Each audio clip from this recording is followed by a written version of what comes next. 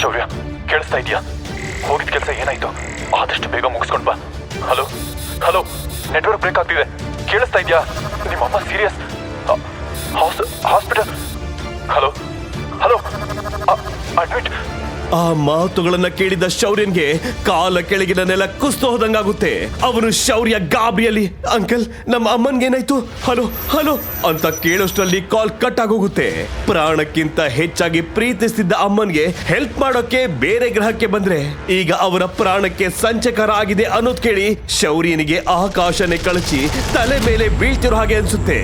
ಜೈಲಲ್ಲಿರೋ ತಾನು ಈಗೇನ್ ಮಾಡ್ಲಿ ಅಂತ ತಲೆ ಚಚ್ಕೊಂಡು ಅಳೋಕೆ ಶುರು ಮಾಡ್ತಾನೆ. ಆದ್ರೆ ಸ್ವಲ್ಪ ಹೊತ್ತಲ್ಲೇ ಆ ಜೈಲಿನ ಗಾರ್ಡ್ ಬಂದವನೇ ಶೌರ್ಯನ ಆಚೆ ಹೇಳ್ಕೊಂಡ್ ಬಂದು, ಬಿಟ್ಟು ಇದ್ ಬಿಡೋಣ ಅನ್ಕೊಂಡ್ಯಾ? ಹೋಗ ಬೇಟೆ ಆಡ್ಕೊಂಡ್ ಬಂದು ಆ ಎನರ್ಜಿನ ನಮ್ಗೆ ಕೊಡ್ಬೇಕು ಅಂತ ಆರ್ಡರ್ ಮಾಡಿದಾಗ ಶೌರ್ಯ ಗಾಬರಿಯಲ್ಲಿ, ಆದ್ರೆ ನಂಗೆ ಬೇಟೆ ಆಡೋಕ್ ಬರಲ್ಲ, ನಾನು ಹೇಗೆ ಅಂತ ಅವನು ತಡಬಡಿಸ್ತಾ ಇದ್ದ ಹಾಗೆ